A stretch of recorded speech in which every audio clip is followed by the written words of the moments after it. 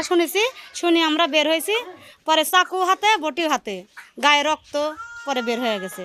দেখলাম মাথা গামছা দিয়ে বাঁধছে, বাঁধি এই যে রুমের এক ভাই হচ্ছে রিক্সা নিয়ে আইছে। পরে ভাই রিক্সা দিয়ে হাবিবের নিচে, হাবিবে ভর্তি করছে, নেয় নাই ভর্তি করি, গণস্বাস্থ্য নিয়েছে, নেয় নাই।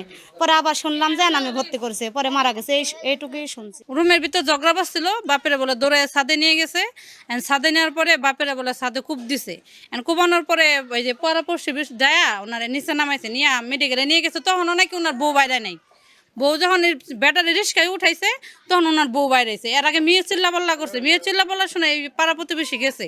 পরে এই ছেলেটা বটি এক হাতে ছুরি নিয়ে নামছে, ওই অবস্থায় নামছে করে মানুষের ভয়ে ওনার কাছে যাইতে পারে নাই। আরে আমার বাসা গাড়ি নিয়ে আসছি, আইসা দিয়ে লোক নামতেছে, নামে হেরা আমার বলে যে আমার একটু বাঁচান, আমার নিয়ে যান।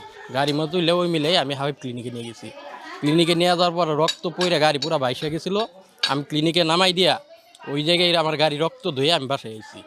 কিন্তু নামানির সময় আমার মনে হয় যতটা সম্ভব জীবন ছিল না, নিঃশ্বাস খালি হালকা একটু নিঃশ্বাস ছিল। তার বড় মেয়ে ছিল, ওয়াইফ ছিল, তারপর ছোটো মেয়ে ছিল, আর উনি ছিল, 4 জন। আমার মোবাইলে আমি সাথে সাথে অনলাইন থাকে, আমার ফুটেজ যাওয়ার সাথে সাথে আমি আমার ঘড়ির সাথে অ্যাড করা, আমি বুঝতে পারি যে বাসায় কোনো প্রবলেম হচ্ছে কিনা।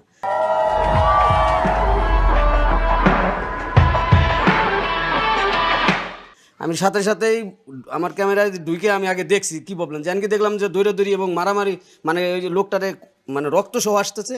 আমি সাথে সাথে বাসায় ফোন দিছি। ফোন দেওয়ার পরে করলো যে হয় এই ছেলেটা ওই তার বাপরে কুবাইছে। পরে আমি আমার বাড়িওয়ালার নোয়াখালী ফোন দিছি। ফোন দিয়ে করলো ঠিক আছে, যা হয় ওটা আমি দেখতেছি। পরে আমার বাড়িওয়ালা আসছিল। ওরা 1 ভাই 2 বোন, একটা 14 আর একটা 5। ও প্রাথমিক ভাবে বলতেছে ওর বাবা ওই ঘরে কাজ করার জন্য করতো। তারপর একটা ঘড়ি নিয়ে রাগের বিষয়ে বাবারে ডিস্টার্ব করতো। বাবারে ইট দিয়ে মারতে চাইছে, ওর হাতে বডি ছিল, ইটটারে কূপ দিতে যায় না, ওর বাবার মাথায় লাগছে, এইটাও বলতেছে। হঠাৎ করে লেগে গেছে। ধরা পরে ওরা চিকিৎসা অবস্থায় মারা যায়। ওই মার ছেলে পরে একটাই করে যে কিভাবে বাঁচানো যায় ছেলেকে, তখন একটাই করে যে ছিনতাইকারীরা আর বাবার সিএনজি নিয়ে যায়, আর বাবারে মাইরে সিএনজি নিয়ে গেছে। সিএনজি তো নাই, ওরা তখন নাটক সাজাইছে, ভাবতেছে ছেলেকে বাঁচানোর জন্য। তদন্ত করে পরে জবানবন্দির পরবর্তীতে বোঝা যাবে।